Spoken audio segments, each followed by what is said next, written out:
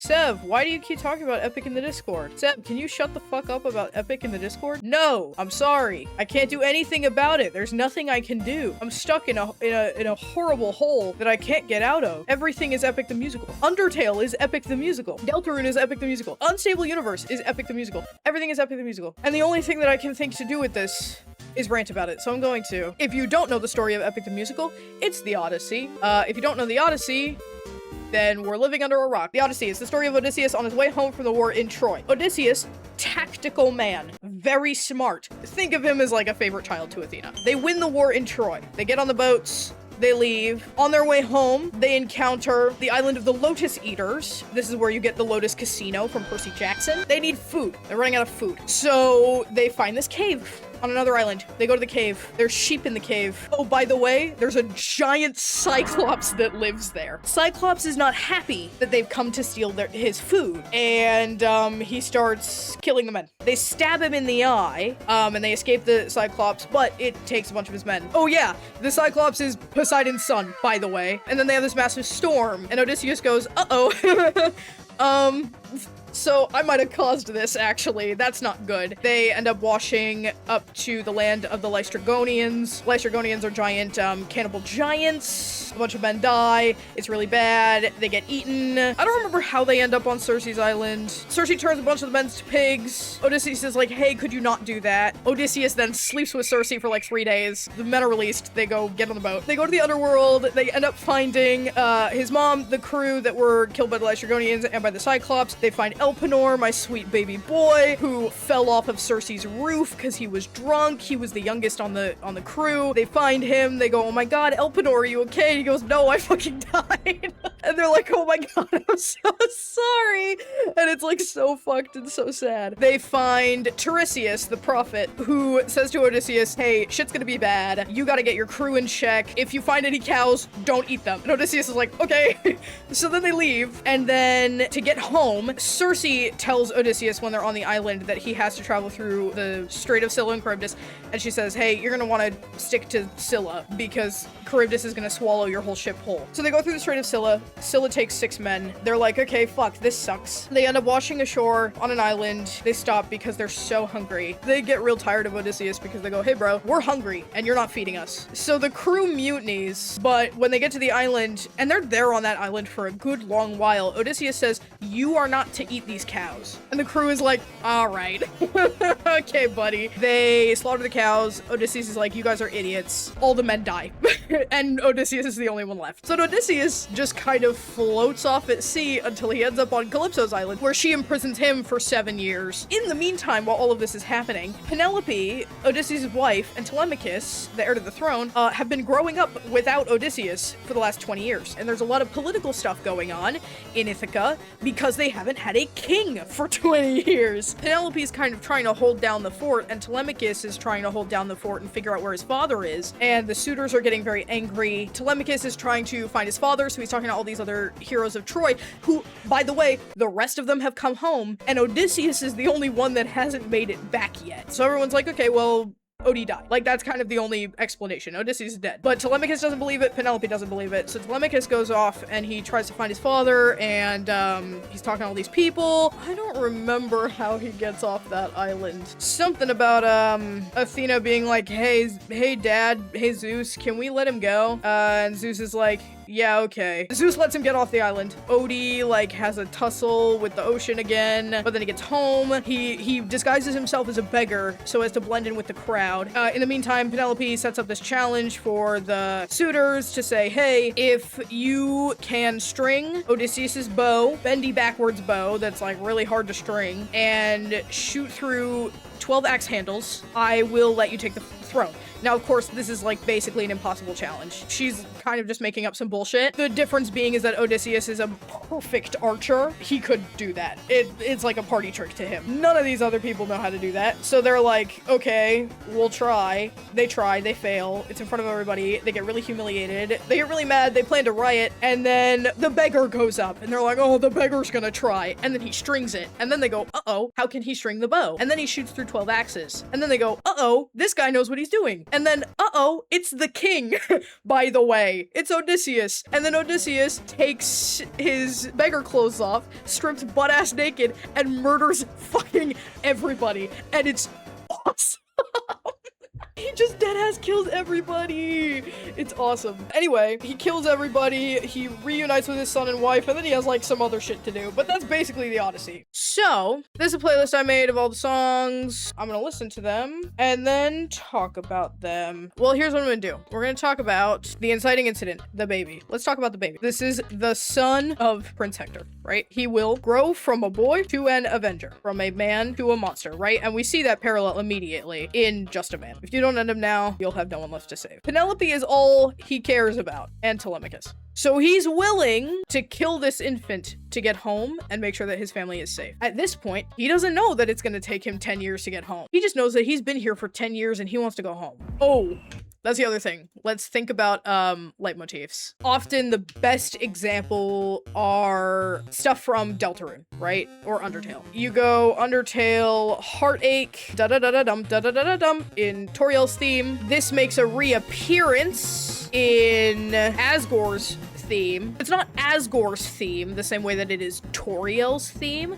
but finding Toriel's theme in Asgore's signifies to the audience, oh, they have relation. So that's what leitmotifs are. In Horse and the Infant, a vision of what is to come. This whole kind of section, melodically and rhythmically, comes back a lot. The next one is the danger motif, of course, everybody knows this one. The best way that I can remember it, it's the strings in the background that go da-dum, da-dum, da-dum, da-dum. Captain, captain, captain, captain is the danger motif. Exactly. I don't know that it's the danger motif in Ruthlessness, but it is in the underworld. The Greek choir chanting, Odysseus, Odysseus. That's the danger motif, okay? Then we have Zeus instrumentation. Saw wave synth bass. And then Odysseus instrumentation, guitar, kind of all kinds. Odysseus also has his own melodic leitmotif, which goes something like do-do-do-do-dum, bum, bum, bum, bum. We also have reverse guitar chord on the intro in. That's gonna reappear in Monster. It's gonna appear again in Odysseus.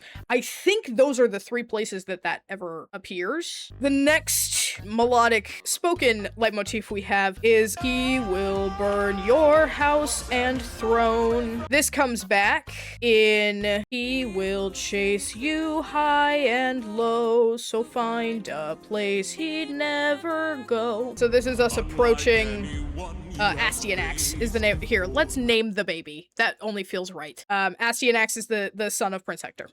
We'll name the baby. That feels only correct. I don't think you're ready. He's not ready. He has to kill a baby. It sucks ass.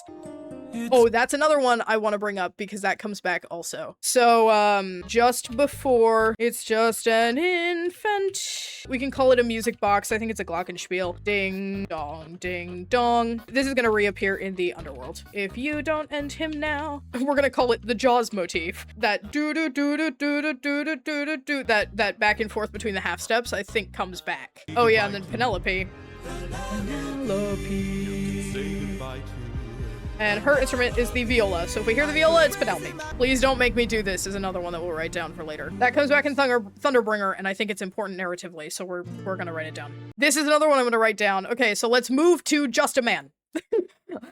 That's one song, by the way. We're gonna need more room. Okay, so this is Just a Man. Opening of Just a Man. What is this instrument? It's acoustic and strings. This dun dun dun da da, I believe comes back in I Can't Help But Wonder. Which, if it does, I'm gonna cry. It's good. It's peak. I can't do anything about it. It's peak. Oh, if this comes back in I Can't Help But Wonder, I'm gonna cry. We're gonna see if How Could I Hurt You comes back too. Because maybe it does, but maybe it doesn't. So we'll find out. Just a Man comes back. This is a lyric I want to highlight so fervently. Deep down, I would trade the world to see my son and wife. That's the most important lyric in the entire show. All of Just a Man comes back. But this is the most, specifically, hey, by the way, anyone that knows, those who know, this is the most important lyric in the entire show. So let's think about these questions. When does a comet become a meteor? When does a candle become a blaze? I want to see if these questions directly tie to anything, because when does a ripple become a tidal wave? Does. When does the reason become the blame? Ooh. That one hits for mutiny, actually. And then, when does a man become a monster? Okay, so let's highlight this, right? Boom. We're gonna make it this color. That's Poseidon-y. This we're gonna make pink, because I think of mutiny as pink. When does a candle become a blaze? Does a comet become a meteor is kind of an outlier, but let's say I give the fire enough to stay burning. This is just ruthlessness, and then this is mutiny. And then, when does a man become the monster is the whole show, by the way. Oh, let's add forgive me, too. Forgive me. So there we go. So he does do this. Now, in Homer's Odyssey, it's not, quote-unquote, the inciting incident. It's not where his, like, big grief stems from, because that's just war. It's terribly sad. For this Odysseus, he's taking the life of a child that looks like his son. It's terrible. It's so sad. And there is something to be said about it being a lullaby, because it is. It's a good night song, right? Oh, that's the end. Okay.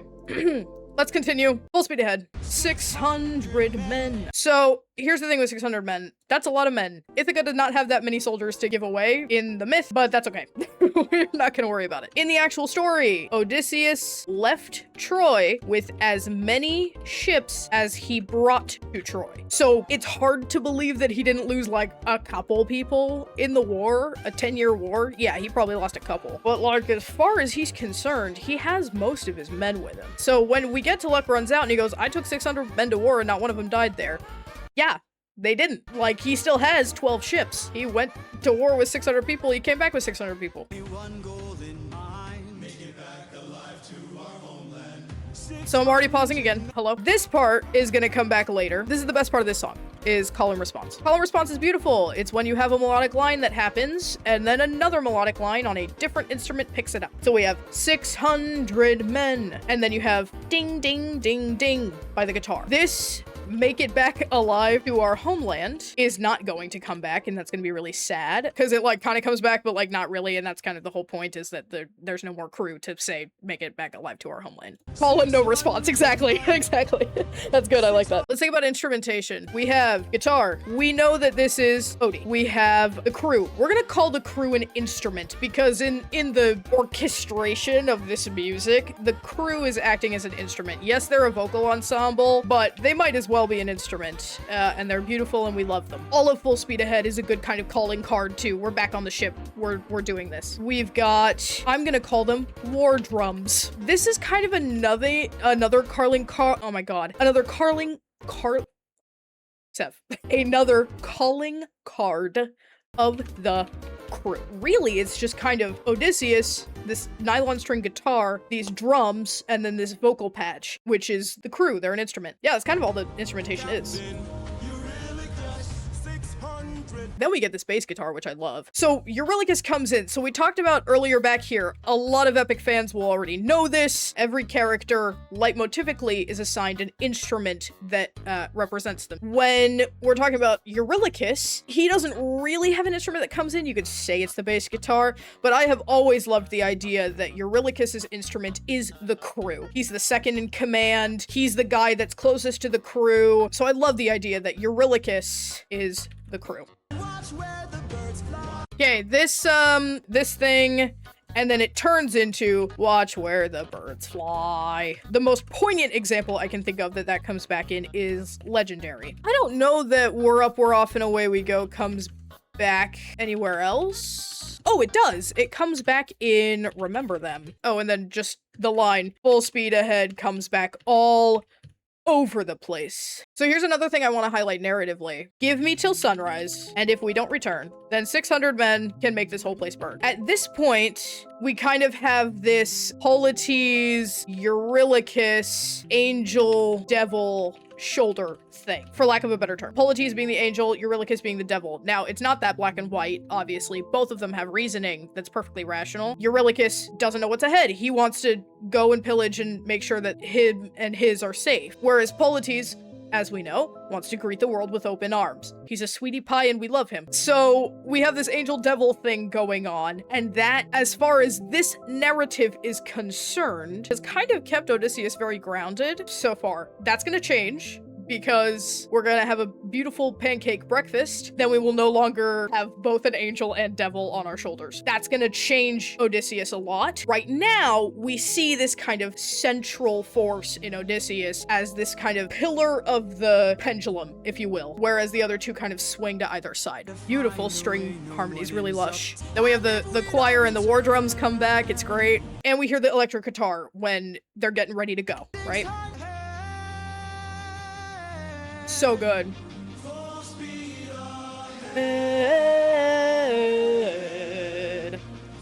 speed ahead. It's so good. Okay, let's quickly go over this. Because there's not too much in Open Arms that I want to go over. So let's talk about Polites' moral ideals. Look at how you grip your sword, enough said. This is a great line. He's still in war mode, right? He hasn't left war mode yet. But Polites' outlook is, why should we take when we could give, right? He's an idealist. This kind of mindset, even today, is extreme. It's extreme optimism. Life is usually really sucky if you just kind of accept everything that happens all of the time. That's what we'd get with open arms. I like that the reverb cuts there. It's kind of a reality check. Lotus eaters, I'd like to show my... Now here's what's interesting. When Polites goes back to talk to the Lotus Eaters, we hear a very loud acoustic guitar. And you might be saying to yourself, but Polites isn't an acoustic guitar. I thought Odysseus was an acoustic guitar. Well, you'd be correct.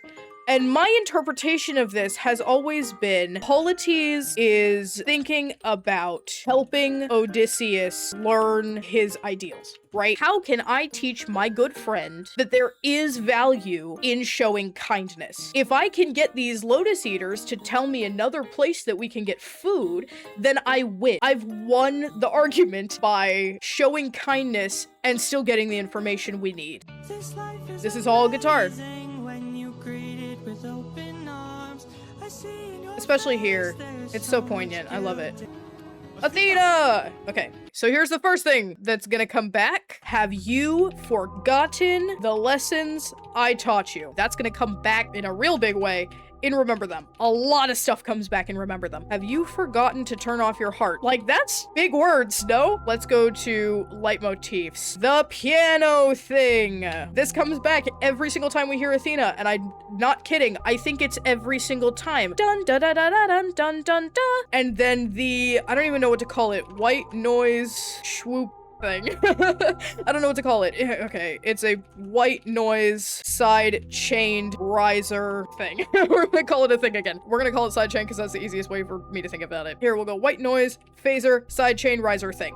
Okay? Now, is piano always Athena's instrument? Yes and no. We're gonna analyze that when we get to it after my goodbye, because Luck Runs Out is like the most piano-heavy song in this entire show, but assumedly, Athena's not there. I think we can say Athena's instrument is the piano, but I think it's specifically this virtuoso piano, this grand piano, because there's something to be said that Athena is still watching, but then that gets confusing when we get to Love in Paradise, so we'll get there when we get there, but there's that. Ooh, let's not forget.